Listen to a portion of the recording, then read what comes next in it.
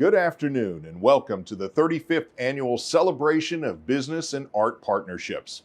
My name is Mark Bunting. I'm this year's MABCA Awards Chairman, and I'd like to thank you for attending virtually. We do hope to be together next year in person. Today's event was made possible through the generous sponsorship of the Alabama State Council of the Arts. We appreciate their support so much. Special thanks goes to WSFA's Sherman Williams, with our Executive Director, Ashley Ledbetter, on creating our virtual event. Today's theme is hope. MABCA is an organization of businesses, and we're filled with hope for our communities and for the arts organizations that add so much to the fabric of our world. Please enjoy today's presentation. Welcome to the MABCA 35th Annual Celebration of Business in the Arts. For the past 18 months, our world has experienced a pandemic the likes of which we have not seen. It has affected every aspect of our lives, work, and play. As a result, our local arts organizations have suffered from the closures, postponements, and isolation from their audiences. When considering the effects on our arts organizations, MABCA decided we would change things for this year's event by giving the art groups the opportunity to introduce themselves by telling us their stories of how they've been affected, what changes they have made, lessons learned, to highlight their creativity, ingenuity, perseverance, and most importantly, focus on their bright futures ahead. The business community has been there for our arts organizations in the past, the present, and will be in the future. We appreciate the business community's support now more than ever to keep the programs, exhibits, performances, concerts, plays, and services going, even in a virtual or redesigned format. Businesses of all sizes have continued to give their time, advice, financial gifts, and service, which is an immeasurable asset to these arts organizations. A vibrant art community does not happen without strong business support, which is what MABCA exists to promote. We encourage everyone listening today to become involved with these and other great groups in our communities. We all want that vibrant quality of life, and we need to support the arts to ensure we continue to have those opportunities. Arts and culture are essential for building community, supporting development, nurturing health and well-being, and statistics show they contribute substantially to a healthy economy. Thank you for your continued support, and we hope you enjoy today's presentation. MABCA thanks our arts organizations for their tireless efforts and for adding so much to our quality of life. We appreciate the many businesses of all sizes that have continued their support of the arts in so many ways. The arts organizations could not have survived without the steadfast business support. Please keep up the good work. I will now turn it over to our MC, WSFA's Mark Bullock. Good afternoon, I'm Mark Bullock, and I'll be your virtual MC for today's program. What a great start to our celebration of the arts. Given 2020 and 2021 have flipped our world around, MABCA has done the same for our event. Our River Region arts organizations want you to know they haven't stopped their hard work, and so they will share their experiences and share with us what is on the horizon for their organizations in an effort to give us all hope. We'd also like to take this time to thank our generous patrons for their support of the luncheon today. They're being displayed on your screen right now. We want to thank you for the support of what we hope will be our last virtual gathering, because we all hope to be back in person together again in 2022. Patrons, we hope you're enjoying the lunch provided to you by Vintage Cafe. We've all seen the devastating effects the pandemic has had on the restaurant and hospitality industry, so please continue to support your local restaurants.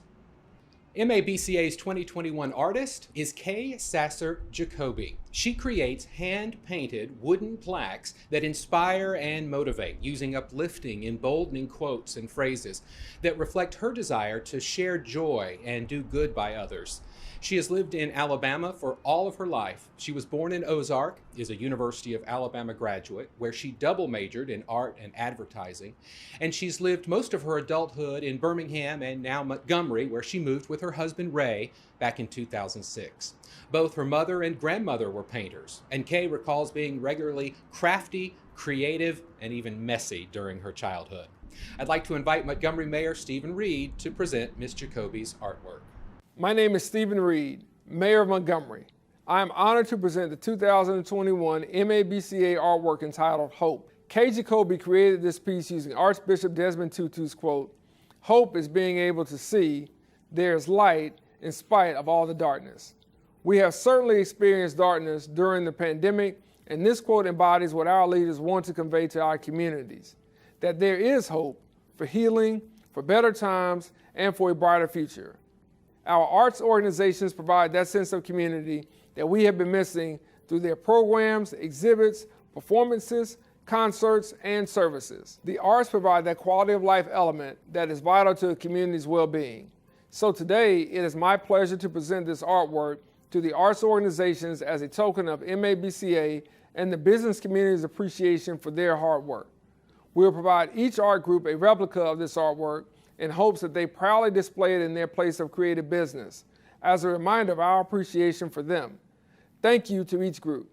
Let's now proceed with our presentation. For the past 35 years, MABCA has recognized business support of the arts, recognizing those productive partnerships that further the awareness of the business sector's role as a supporter of the arts community.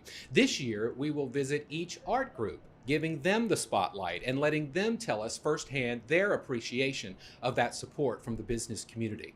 We'll view the visual arts and theater groups now. When the pandemic hit, we had 2 shows going. We had to immediately close those. They both had about a week left in their run. We had to cancel the rest of our season. That cost a lot of money because we had to lay people off. We had to give refunds. Our earned income stream just completely stopped in a moment's notice. We've certainly had to make changes of how we make art, where we make art, who we make art with. We've done it online, outside. So it's certainly asked us to stretch ourselves, which is great for an arts organization. And there's things that we're going to keep going forward. We've done exciting events in our garden where we have installed mini fairy doors. We've turned Puck's Garden into this fairy wonderland. We've done educational events out on our front lawn. And we just had our first show of our next season, which was an outdoor show and picnic. The pandemic stopped in-person performances, but the mission didn't stop. The mission to build community has to keep going. That's what we're asked to do, that's what we're tasked to do. So we kept going. We had a remarkable response from all of our donors, our business community. Most of them renewed and kept their support at the levels they have kept it at. It was very encouraging to see that support from the community. We start back just after Thanksgiving with Cinderella and then A Christmas Carol. And during those runs, our new public restrooms will open, which will be on the level of where the audience enters. There'll be a new gift shop going in. Our old gift shop is being converted into kind of a lounge area, and we'll have 2 new beautiful bars. So there'll be some physical improvements that people will be excited to see and will really help the audience experience at Alabama Shakespeare Festival. The thing that people need the most right now is what the arts do best, and that's bring people together. This coming holiday season, we have a classic Rodgers and Hammerstein musical, Cinderella. This is great for the family. And the rest of the season builds upon the things we do well. Big, classic Shakespeare, great music, original stories. We've got some new works in there. And of course, our Southern Writers Festival, which is something that we are known around the country for, of developing new Southern writers. I'd just like to thank all of our supporters who have stayed with us during this pandemic, our board for their incredible leadership, and our staff primarily for the work they have done and the way they've hung on with Alabama Shakespeare Festival through these tough times.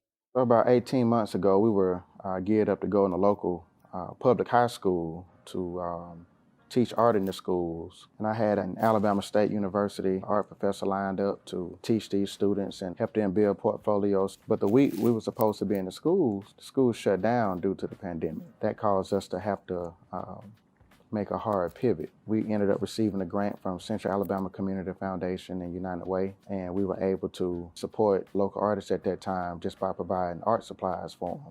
Personally, as an artist, I didn't paint as much, but I spent a lot of time drawing COVID-related drawings on Facebook Live and Instagram Live, and I would get the audience involved. I would allow them to dictate what I created. Another thing that we also did is we started doing murals. And I think the first one started with, Michelle Browder calling a couple of our organizations, just asking us to help, and we brought our artists out, and people got a chance to get outside, they got a chance to breathe, they got a chance to create. Public art, it all draws people to an area. People want to have fun. People want to be in a thriving area. They want to be in a space that's beautiful aesthetically. As far as the murals are concerned, just dealing with the visual arts, it's been amazing to see how art immediately activate those spaces and also encourage businesses to move back to those areas when there hadn't been businesses there in decades. Since the Welcome to Westside Montgomery mural has been there, it's added a social and cultural value to that land that's adjacent to the facility that we're in now. So we want to give people an opportunity to be more engaged in the actual core of the community. We are a smaller arts organization who has the ability to make a larger impact in not only the Washington Park community, but the city. We had begun the 2020 season with the theme of telling new stories through new perspectives, looking through different eyes, and we had an amazing season planned for 2020. We got the first show in, which was The Curious Incident of the Dog in the Nighttime, which Scott here directed. We had a fantastic time with it. We had just done auditions for our second show of the season, The Quality of Life, and Pandemic. How do we keep moving forward? How do we keep creating? Because our job is to serve our community and give people an outlet for creativity. A lot of the work that we do has rights and royalties, and we weren't allowed to just put that onto streaming services. We were able to create original content from public domain stories and write and produce and film and put that content out over the summer. We had something like 50 people involved on creating from scratch. We wrote, we conceived, we designed, we rehearsed, we filmed everything virtually from beginning to end. It was a thing we belovedly called Project Playhouse. We were also doing our guitar pulls virtually, which was a ton of editing. We were doing all sorts of things streaming. We would do interviews with the Quality of Life cast, who was also during all of this rehearsing on Zoom for what felt like an eternity. Thankfully, a few years back, the Foshi family and the Foshi architecture and a whole lot of people in the community chipped in to help us create an outdoor courtyard stage, which has changed the game for us. I don't think we ever dreamed that our little courtyard stage would be more than maybe a music venue or something. And now we know we can do full-on productions. We know how to do them. We've navigated that. It has shown us that our community really craves the arts. It's something that they need. A lot of people in our industry lost their jobs. A lot of people never reopened their theater doors. So we've been very grateful to the support of the community keeping us going during this, because we wouldn't be able to keep creating without that support. We've had great businesses in the community. The Foshis, who built the courtyard, sponsored an outdoor show. Sandra Nickel and the Hat Team Realtors are sponsoring our next show. Montgomery County. They sponsor our summer show every year. So they sponsored our virtual show. They sponsored our first indoor show. We've just been incredibly lucky, and we're very grateful for the community's support. Just like all of the other arts organizations, the pandemic has presented a real challenge for all of us trying to create. And for those of us creating theater, it's been doubly challenging in some way, because we've been faced with making decisions about how to keep our artists safe, how to keep our patrons safe. We've done some things out in our parking lot and invited our audiences just to come and join us in that experience. And we've done some virtual programming and invited audiences to join us that way as well. Our community and our corporate sponsors for the Depot have been nothing but generous. Even when we weren't having a traditional season, they still stepped up to say, we're supporting you anyway. The pandemic certainly didn't kill the energy and the vibe in Wetumpka, particularly this year, because we had such a presence with the HGTV Hometown Takeover. And it really was an exciting time in Wetumpka. Gave us a real renewed sense of hope. They were nothing but lovely to the community and really inspired the whole downtown area to work together and create something really beautiful. And the Depot Players are just thrilled to be a part of that. Currently, we are revisiting Big Fish the musical, and that has a real special place in the Wetumpka heart and soul because so much of the movie was filmed in Wetumpka. And then we'll be looking at the holidays. We'll be bringing in school children for a school play called Jingle Arg the Way. It's a pirate-themed Christmas show.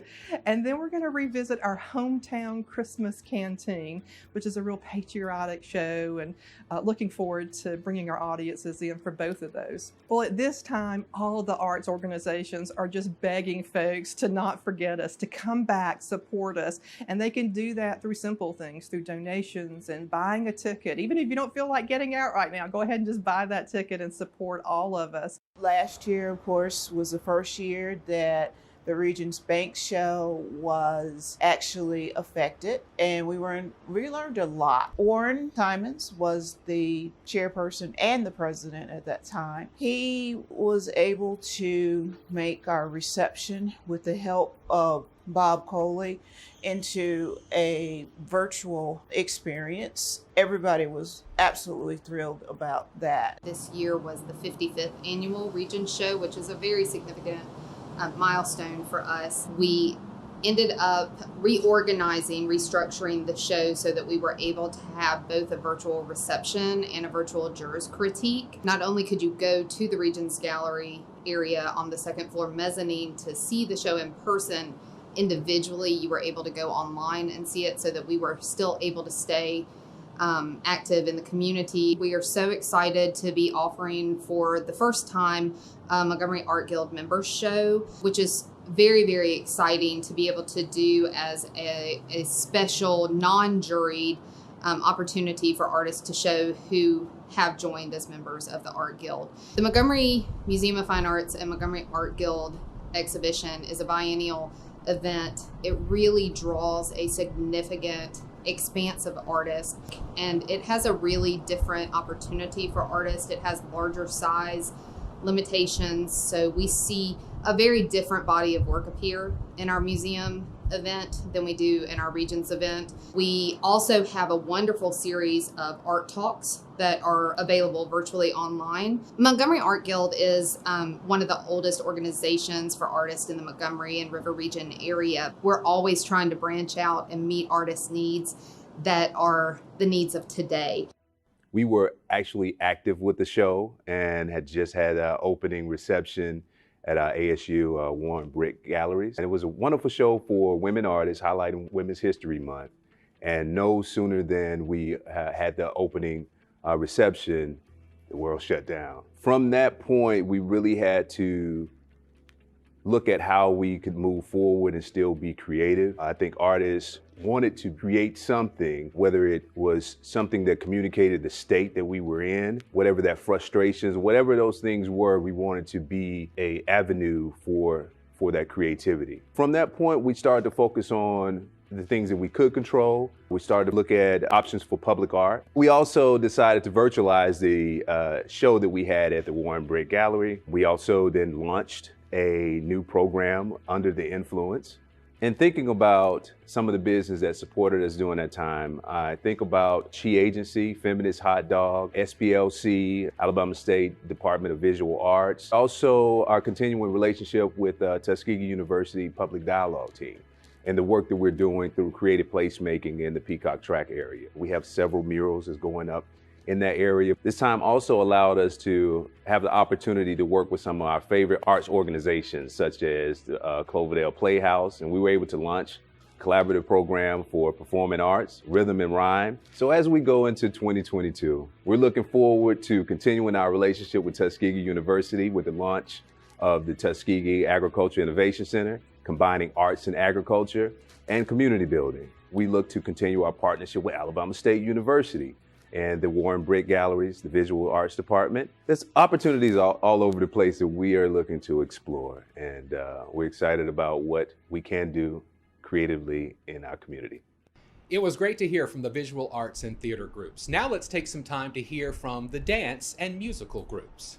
In a typical year, we see between 3,000 and 4,000 students in outreach concerts in partnership with our Montgomery Public Schools. The real magic of Clefworks is bringing musicians into very small spaces and direct connection with our audiences, and we were unable to do that because of the pandemic. We were able to keep the music going. We were able to focus on local Alabama musicians and really dig deep into the talent that we have right here in Montgomery. This year, we hired Alabama musicians exclusively, and it was such a pleasure to showcase all of the talent that we have right here. We are so grateful to our board of directors and to our loyal patrons who continue to faithfully support Clefworks and help us be nimble and innovative. We're very, very proud that because of our board's dedication, we were able to hire over 30 musicians during the pandemic and continue to fund them and continue to fund their efforts with innovative projects like videos about what makes a string quartet and how you build a harpsichord.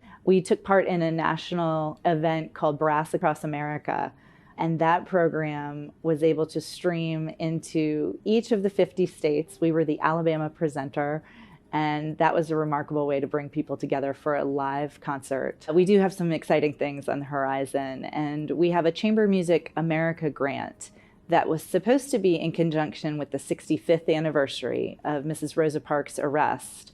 And now we're going to celebrate the 66th anniversary with a street-side concert at the Rosa Parks Museum and Library. One wonderful way that we were able to see the impact of what we had been missing was our partnership with Alabama Shakespeare Festival this April. And we spent every Saturday and Sunday out in the park, and rain or shine, everyone came out, all ages, and the excitement that people had to be out, excited to be together, even if they were a little bit more distant, and hear live music. It was incredible. It really demonstrated the importance that the arts have in bringing us all together. We had groups from all over, some of whom hadn't had the chance to play together in 18 months until we invited them, thanks to Alabama Shakespeare Festival, into their garden. As we approach 2022, I want to invite everyone to come back to the arts and participate safely and show their appreciation for the musicians, the artists who have been through so much. They love nothing more than an audience, and you can support them with your faces and your feet and your dollars and your donations. We're dying to see you. We hope that we get to see you in 2022 to celebrate our 15th anniversary. ADT was founded in 1986 by my mother, Kitty Seal. It's our 35th anniversary season, and we're really excited to celebrate 35 years of Alabama Dance Theater. We're a school. We offer dance classes for children aged 3 and up throughout the River region. We have a company of dancers who audition every year. They're the extra dedicated students. They rehearse and they perform 3 times a year at Mistletoe, our spring concert, and at Stars on the Riverfront. Wow, this last year has been, It looked a little different. For everybody, it was an adventure. We were very fortunate. Our dancers are used to discipline and flexibility, so we masked, we kept our distance. At times we had to Zoom our studio to their homes. We have all been so grateful for the opportunity to continue their training because it is an athletic art and it's very important to stay in shape. But it also means a lot in this community that they have. Right. The company especially are a really tight group. We did a virtual mistletoe last year. It was presented differently, but they still got the experience of being in the theater, makeup, costumes, lighting, and to me that is important for them. We are so grateful that we didn't lose a single sponsor due to COVID. Our mission was met, our goals kept going, and our support was still there from the community. There is a need for young people to have an artistic outlet and a creative outlet. ADT is a wonderful place to play. It's a place to work hard. It is a place where young people change their lives. And our mission is to serve the community through dance, through education or performance. And we've been able to do that this year, and we hope to carry on for many years into the future.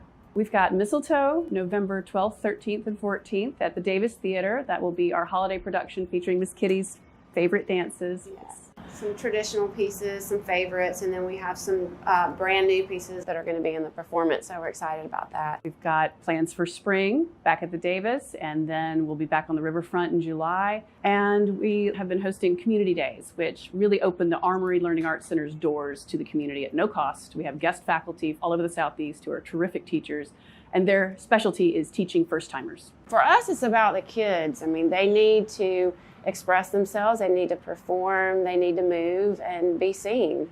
And it's our gift back to the city. Those performances, we do 2 nights on the riverfront, and they're free. It's a picnic. Come see what you want. Bring your little kids. They run around and dance. It's for the whole family, really. We'd like to thank everybody who has supported ADT, whether as a dancer, an audience member, or a patron, or a corporate sponsor. We are so fortunate to have the broad support of this community, and we really appreciate it. It makes it possible to do what we do. The essence of the Montgomery Chorale is to spread the beauty of music and the art that unites us throughout the river region, and we're not going to let something like a pandemic keep us from doing something that is so crucial and important to our art form. And so throughout this pandemic, we have found unique and creative ways to reach out to our audience and to our community. We used Zoom to do our annual Messiah sing-along, where we had hundreds of people join us and sing with a house choir and a house orchestra. We did outdoor concerts at the amphitheater here at the Riverwalk, and we even did some digital recording that we are sharing with our community. A great example of that is our concert out at the Riverwalk, aptly named "How Can I Keep From Singing?" That iconic text. We saw a wonderful opportunity at the Riverwalk to share the music that we do and the experience that we have come to know and love with the Montgomery Chorale in a safe and an effective way. And our people came out, and it was a free concert, mainly because of our wonderful sponsors and because of the city of Montgomery that enabled us to give this free gift to the community. Our sponsors were not only faithful, but went above and beyond what they normally would do. They kept us not only afloat, but gave us the resources to be creative and to find new ways to reach our audience.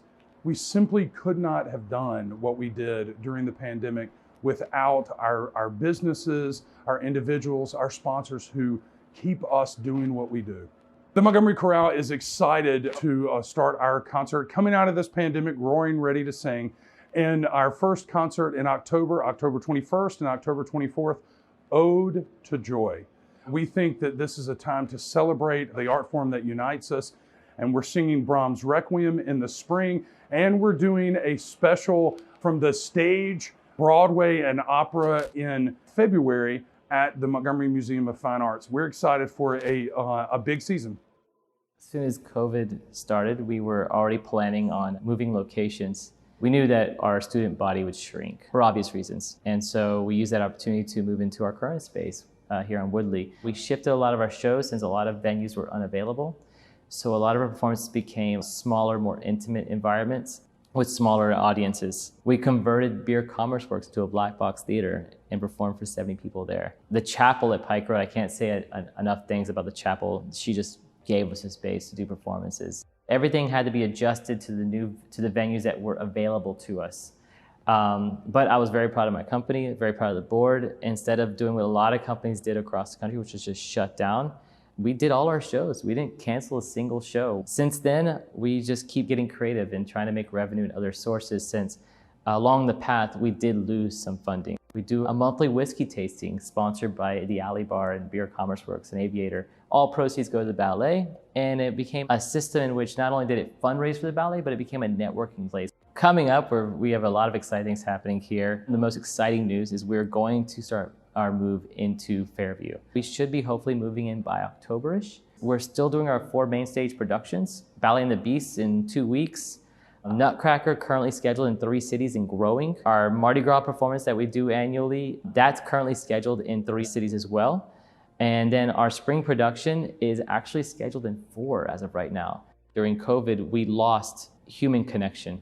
It all became digital and Zoom. And though those were blessings in their own way at that time, as COVID goes away, we need to come back to what we are, which is a society, a culture, and come back to human connection. And so I encourage everyone, not just for Montgomery Ballet, go buy a ticket at ASF, go to the Cloverdale Playhouse, support the Capri Theater, the Wetumpka Playhouse, all these things that have in-person events. Just go and enjoy music, the art, the theater, dance, because at the end of the day, we are humans and we need relationships. Our organization is a bit unique among orchestras in that we consider ourselves a community orchestra. We certainly did fewer performances. There were some that we had to cancel as the COVID numbers fluctuated, but we did in fact do 3 live concerts with people in the hall this past season. So April of 2020 probably was the first concert that was canceled by the Montgomery Symphony in the last 45 years. I would say the two things that allowed us to perform live concerts in 2020 and early 2021 were due solely to our volunteer orchestra members and our business partners that were still willing to go in it with us. I would certainly, like to thank BBVA and Bruce Crawford, who were there for us when we came back for November. The John and Joyce Cadell Foundation from Holiday Pops. In April, our principal sponsor was Stiefel. And then most recently for Broadway Under the Stars for its return, Regions Bank and Robert Birmingham. This is our 45th season. Our conductor, Tom Hines, of the last 37 years, retired in September of 2020. We have named an interim music director and conductor, and that is Jamie Reeves, who actually is my younger brother. And so we're very excited to have him. He conducted Broadway. Audience and orchestra members alike have certainly enjoyed him being here. And we still have our two fellows. We have split their concerto performances. So if you come to the concert on October 18th, you'll see our returning cello fellow, Michael Zizak. Then in November, we'll get to meet our brand new violin fellow, Ji-Hae Choi. We'll have our, back to the traditional Joyce Cadell Holiday Pops concert in December. February, we have a very special performance because our concert will be on Valentine's Day, and it will be opera night with the symphony with a very famous, wonderful soprano, Rachel Gilmore. If you haven't been to a performance of the Montgomery Symphony to enjoy our community orchestra, as we say, of and by and for Montgomery, then you owe it to yourself to come and see really what this is all about. We are very lucky to have the dance and musical arts groups that we have here in the River region. Now let's look at our last group, which includes museums, historical preservation efforts, and cultural affairs. I think we're all going to remember the last 2 years as years of incredible challenge, but also as years of extraordinary opportunity. One of the greatest blessings of this time of challenge has been having the Cadell Sculpture Garden. We were able to reopen to the community in August of 2020. While the Sculpture Garden has always felt like the greatest of gifts, its value just expanded exponentially. It came at a time when the community was just so hungry to be out and to feel connected. Our very clever staff had the great idea to create an Instagram takeover program called Local Artists Live. Every other Saturday morning, you can actually tune in and have a tour of an artist's makerspace. In connecting through our local artists, we both deepened our relationship with a very important group to the museum. Well, the last couple of years have been so challenging for so many in our community and beyond. Through it all, we've realized just how strong and how generous, how kind, how compassionate our sponsors really are. And they've allowed us to make some pretty big shifts, from the cost of programs to whether programs happen on the same time frame, staffing, virtual versus in person, all of those things. But our sponsors, every time we went to them, each and every one of them were so thoughtful and said, of course. So for everything that they have always been to us and for everything that they have been the last 2 years, we say thank you. We invite everyone to come back out to the museum. If you are ready to come and visit us but want to stay outside, there is the Sculpture Garden. There are new things for you to see out there. If you're ready to come on in, our permanent collection galleries are refreshed. You'll see new things there, and always there are changing exhibitions. But if you're just not ready to come back out at all, check out our website. We have an incredible archive of past programs as well as all of the upcoming program opportunities. Year and a half has been certainly a challenge for the City of Prattville and the creative and performing arts. We were able to continue to focus on the arts and to bring arts to the city. One of the biggest events that we have is the Wilson Pickett Music and Arts Festival. And we weren't sure if we were even going to be able to have it. This was back in March. So we just started learning about how to do virtual programming, and we were able to do the entire festival virtually. And we had people from several different countries that were a part of the festival. So it was really nice. We had a lot of concerts. We had art exhibits. We had the Words and Music program that we promote local talent This year we've had the Creek Walk Concert Series in person.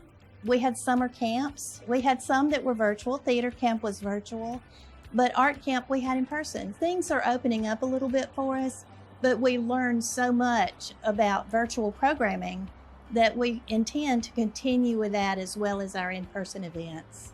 And the City Council and the Mayor have been wonderful to accommodate us and to make sure that we were able to still have our programming. We've got the fall art show starting this month. The theater has had sellouts. Murder on the Orient Express. The Addams Family is getting ready to start. It's sold out. During Christmas, we'll have a whole lot of events. We're hoping to have the Mardi Gras Festival where we have a lot of artists that come out and have booths. We have the Artists on Main that we'll have periodically. This spring we'll have another one where we take local talent and they're placed in different areas around Main Street, not only visual but performing. And then, of course, the celebration of the arts in March is huge. We have had an outpouring of people who want to attend events. Riverbank has stuck with us for many of our events. The healthcare systems, we have a lot of people who come in and volunteer with us. And our Arts Council board, anytime we need something, they are there. Just like most tourist attractions, the museum has suffered revenue-wise, attendance-wise. However, Troy University Chancellor Dr. Jack Hawkins Jr. believes that people that work for an organization are extremely important, and he made a conscious effort to protect people's jobs. The tours haven't started back much, but we're excited that at least people are starting to venture out again. Troy University knew that we couldn't do business as usual with the Rosa Parks Museum or the Davis Theater or the Planetarium, any of our community outreach organizations. We were able to do a virtual tour so that people could watch the museum tour at home. We also did a traveling exhibit. Now we had to purchase a second one because it's so popular. So we actually take parts of the museum story out to schools, out to libraries. We want to thank the people who have supported us, especially the donors and the people who have helped us with things like Rosa Parks Day last year, as well as this coming year.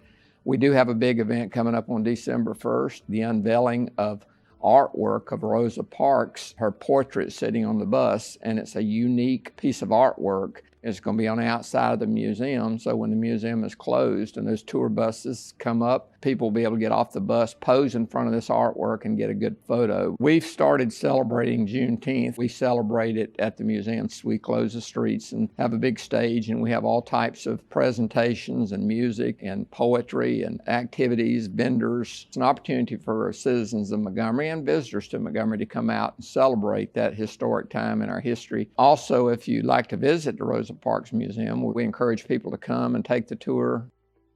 The department, as you know, was begun in January of 2021, and we had some particular challenges that involved our climate of COVID that persisted, and we tried to schedule events that would bring them outside but still allow them to come together.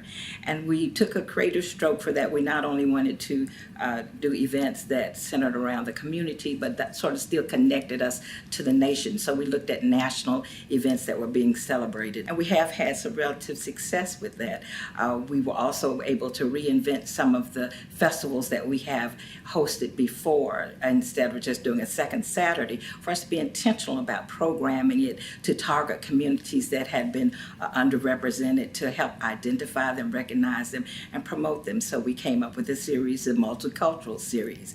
We were able to come together and host performing events that showcased theater, music, and dance of the Asian American, Pacific Islander culture, our Native American culture. We have the Hispanic Culture Festival that's going to be coming up in a couple of weeks now. One of our biggest successes, I think, so far was our 4th of July event. We had to reinvent that, but it was a showcase dynamic that was showcased all of the artists, theater, music, and dance throughout the city of Montgomery and even the region. It has been a breath of fresh air to be able to convene and perform and to provide quality experiences for our community.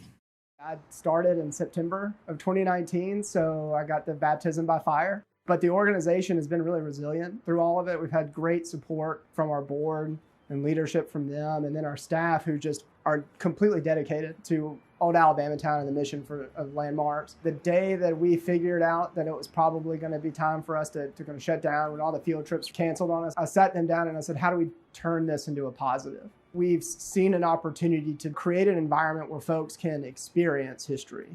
Board support and corporate support and really community support in general has been phenomenal.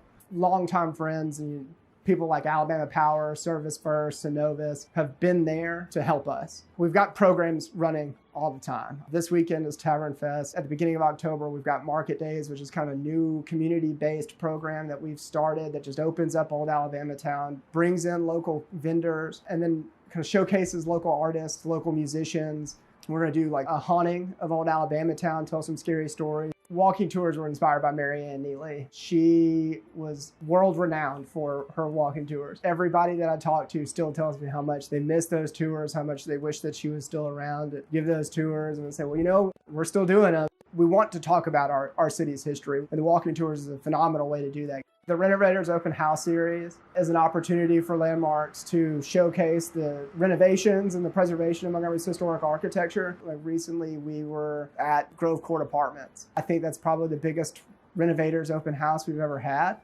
And that's really exciting to see life being brought back into these buildings. I just want to say thank you to all of our members, both the individuals and the corporate members. Your support, your donations, your volunteer time, the pats on the backs, all of those things. We just really greatly appreciate all of that. And we really appreciate your support in the future too. So thank you.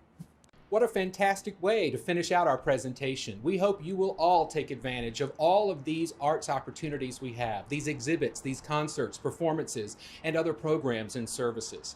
We're thrilled that these groups are open today and ready to welcome you all with open arms. They always need volunteers, in-kind support, and of course, monetary donations to keep their good work going, which makes the River Region a unique place to live, visit, work, and play.